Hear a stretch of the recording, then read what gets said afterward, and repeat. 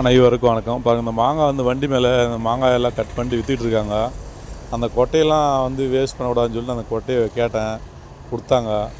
ஒரு ஒரு 10 மாங்காயிலேருந்து கொட்டையை கொடுத்தாங்க. அது எடுத்து வந்து சூப்பராக ஒரு தொழில் தான் செய்ய போகிறோம். அனைவருக்கும் வணக்கம். வெறும் பச்சை மாங்கொட்டை. இது ஒரு 10 மாங்காயிலேருந்து இந்த கொட்டையை எடுத்துருக்கோம். இது வந்து க்ளீனாக அந்த தோலெல்லாம் எடுத்துகிட்டு, இது நேற்று கட் பண்ண மாங்காய் கொஞ்சம் கலர் வந்து சேஞ்ச் ஆகிருக்கு. நமக்கு அது பிரச்சனை. இந்த தோல் பகுதியெல்லாம் க்ளீனாக எடுத்துகிட்டு நல்லா கழுவிட்டு கட் பண்ணிட்டு பாருங்கள். இந்த தோலை வந்து இவ்வளோ தோலை எடுத்துடலாம். எடுத்துகிட்டு நம்ம சூப்பரான ஒரு மாங்கொட்டை சட்னி செய்ய போகிறோம். Mango sheet chutney today special. ஓகேங்களா? இந்த மாங்கொட்டையை வந்து நல்லா க்ளீனாக கட் பண்ணிக்கலாம். சின்னதாக கட் பண்ணிட்டு நல்லா நம்ம மாம்பழம் சட்னி செய்யறது போல் நம்ம சட்னி செய்யலாம். எப்படி செய்யலான்றதை காட்டுறாங்க. அந்த தோலை ஃபஸ்ட் நல்லா எடுத்துருவோம். தோல் பகுதியில் பாருங்கள், இந்த எடுத்துடலாம். இவ்வளோ எல்லாத்தையும் எடுத்துகிட்டு நல்லா க்ளீனாக கழுவ போகிறோம். கழுவிட்டு தான் நம்ம அந்த கொட்டையை கட் பண்ண போகிறோம். பாருங்கள், தோலை நீங்கள் போட்டு செஞ்சாலும் செய்யலாம், தேவையில்லாம் எடுத்துடலாம். ஓகேங்களா? இப்போ நம்ம இதை வந்து க்ளீனாக ஃபஸ்ட்டு கழுவிடலாங்க. கழுவிட்டு ஒரு சட்னி செய்ய போகிறோம். பாருங்கள், நல்லா எடுத்துகிட்டு நம்ம கொட்டை க்ளீனாக ஃப்ரெஷ்ஷாக வந்துடுது. ஒரு மாங்கொட்டை நல்லா தோலில் எடுத்துகிட்டு சுத்தமாக கழுவிட்டோம். இதை சின்னதாக கட் பண்ணி உங்களுக்கு எந்த அளவு சைஸ் வேணுமோ சின்னதாக கட் பண்ணி சட்னி செய்கிறதுக்கு இப்போ கட் பண்ணி அந்த மாங்கொட்டை வந்து ஒரு கப் ஃபுல்லாக வச்சுருக்கோம். ஒரு 10 கொட்டை எடுத்துருங்க. இதை வந்து நல்லா க்ளீனாக தோலாம் எடுத்து நல்லா கழுவிட்டு பொடியாக கட் பண்ணிடுவோம். இது வந்து நீங்கள் சட்னி செய்கிறது இல்லாமல் வேறு ரெசிபி கூட செய்யலாம்.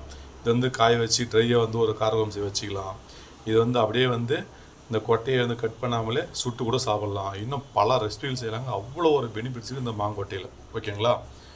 இந்த மாங்கொட்டை வந்து ஊறுகாய் கூட போடலாம். இன்னும் எவ்வளவோ ரெசிபி செய்யலாங்க. டைம் கிட்ட ஒன்று போடுறேன் அப்படி பார்த்து தெரிஞ்சுங்க. இந்த கொட்டையை வந்து நல்லா க்ளீனாக வந்து கட் பண்ணி வச்சுருக்கோம். ஒரு தக்காளி, தேவையான உப்பு, அது ஒரு புளி சேர்த்துருக்கோம். அது பாருங்கள், காஞ்ச மிளகாய், காஞ்ச கருவேப்பிலை, எண்ணெய், கடுகு கலப்பு, இது வந்து தேங்காய் வந்து 1/2 மூடி எடுத்து வச்சுருக்கோம். கொத்தமல்லி, அவ்வளோதான். பூண்டு இவ்வளோ தாங்க. ஓகேங்களா? இப்போ எண்ணெய் ஊற்றிடலாம். எண்ணெய் ஊற்றி இதெல்லாம் ஃபஸ்ட் நல்லா ஃப்ரை பண்ணிக்கலாங்க. ஃப்ரை பண்ணிட்டு நம்ம செய்ய போகிறோம். ஃபஸ்ட்டில் நம்ம மாங்கொட்டையை போட்டலாங்க. மாங்கொட்டையை போட்டு நல்லா ஃப்ரை ஆகணும். அதுக்கப்புறம் தான் மற்ற ஐட்டம்லாம் சேர்க்க போகிறோம். ஃபஸ்ட்டு வந்து இதை நல்லா ஃப்ரை பண்ணிக்கலாங்க. எண்ணெயில் நல்லா வேகணும். இது ஃப்ரை ஆகணும் கொஞ்சம். மாங்கொட்டையில் பார்த்திங்கன்னா மருத்துவ குணம் அவ்வளோ ஒரு மருத்துவ குணம் இருக்குங்க. அடிக்கடி சாப்பிடுங்க, ரொம்ப நல்லது. எல்லாருமே சாப்பிடலாம், ரொம்ப ரொம்ப நல்லது.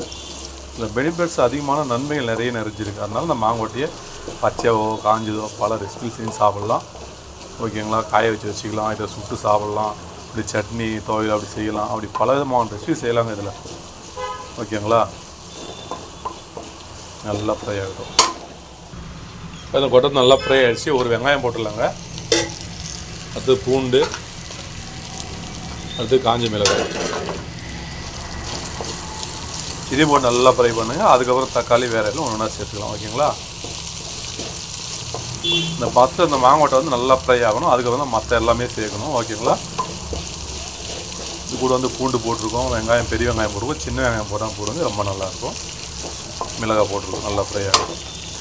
இப்போது கொத்தமல்லி, தக்காளி, உப்பு, தேங்காய், கருவேப்பிலை போட்டாச்சு. இதையும் சேர்த்து நல்லா ஃப்ரை பண்ணிக்கலாம்.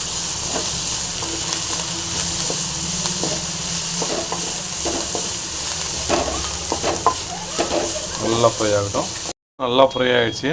ஸ்டவ் வந்து ஆஃப் பண்ணிட்டோம். ஆற வச்சுட்டு இது க்ளீனாக கொஞ்சமாக தண்ணி ஊற்றி க்ளீனாக அரைச்சி எடுத்துடலாம். இப்போது தண்ணி ஊற்றி அரைச்சிடலாங்க. இப்போது மசாலா, மாங்கொட்டை மசாலா எல்லாம் தண்ணி ஊற்றிட்டு அரைச்சிடலாம். இப்போ சுத்தம் பாருங்க, எண்ணெய் காஞ்சிச்சு. கடுகு போட்டுடலாம்.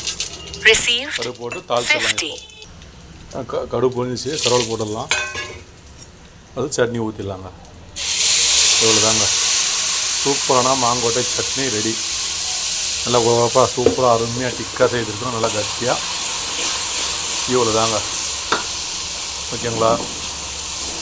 இது வந்து நீங்கள் சாதத்துக்கு, இட்லிக்கு, தோசை. Mango sheet chutney ரெடிங்க.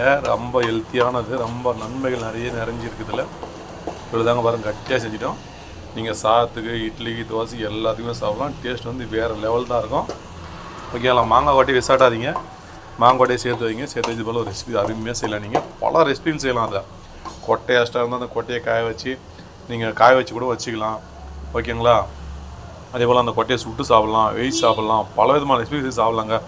உடம்புக்கு தேவையான சத்துக்கள் அத்தனை இந்த மாங்கொட்டையில் இருக்குங்க. ஓகேங்களா? அவ்வளோதாங்க. இப்போ இறக்கலாம். உப்பு காரம் புளிப்பு எல்லாமே கட்டாமல் செஞ்சுட்டோம். அப்போ சாதத்துக்கு ரைஸ் தோசை இட்லி எல்லாத்துக்கும் சாப்பிடலாம். பெனிஃபிட்ஸ் நிறைய இருக்குது இறக்கலாம். இப்போ மாங்கொட்டை இருந்தாலும் சரி காஞ்ச மாங்கொட்டை இருந்தாலும் சரி இதுபோல் நீங்கள் செஞ்சு பாருங்கள். இதுவரை செஞ்சிருக்கவே மாட்டீங்க. இருந்தாலும் செஞ்சு பார்த்துட்டு கண்டிப்பாக கமெண்ட்டில் எப்படின்னு சொல்லுங்கள். அப்படியே சாப்பிட்டு பார்த்தலாம். மாங்கொட்டை சட்னி சூப்பராக அருமையான டேஸ்ட்டில்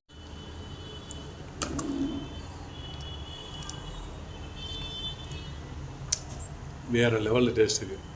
எப்படின்னு செஞ்சு சாப்பிட்றது கண்டிப்பாக கவனில் எப்படின்னு மறந்துடாமல் சொல்லுங்கள். உடம்புக்கு தேவையான சத்துக்கள் அத்தனையும் அறிஞ்சிருக்குது. இந்த மாங்கொட்டையில் நன்மைகள் என்னென்னு பார்த்தீங்கன்னா, காய வச்ச மாங்கொட்டையாக இருந்தாலும் சரி பச்சை மாங்கொட்டையாக சொல்லி நமக்கு தேவை நன்மைகள் என்னென்னு பார்த்தீங்கன்னா, மாங்கொட்டையின் பருப்பை தூளை உட்கொண்டு வந்தால் உடல் கொழுப்பின் அளவு சீராக இருக்கும். மோசமான கொலஸ்ட்ரால் அனைத்தையும் குறைக்கக்கூடியது.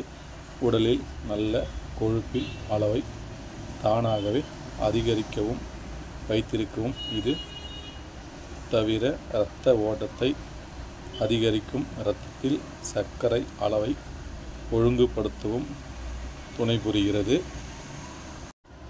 மாங்கொட்டையில் செரிமானத்தை அதிகரிக்கும் ஃப்ளோனாய்டுகளின் நிறைந்துள்ளது.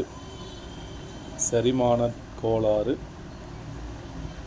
அசிடிட்டி பிரச்சனையால் அவதிப்படுபவர்கள் மாங்கொட்டை பருப்பை வெயிலில் உலர வைத்து தூளாக்கி உட்கொள்ளலாம்.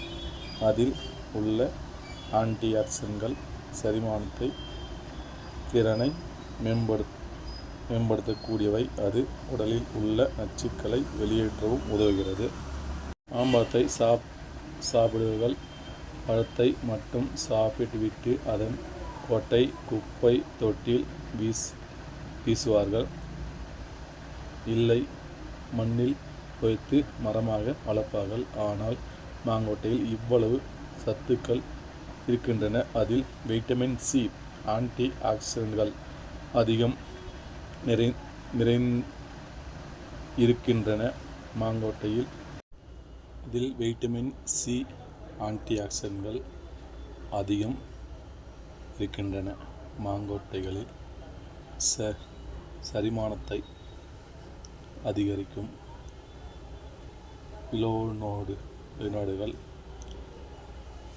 பினோலிக் கலவைகள் நிறைந்துள்ளது.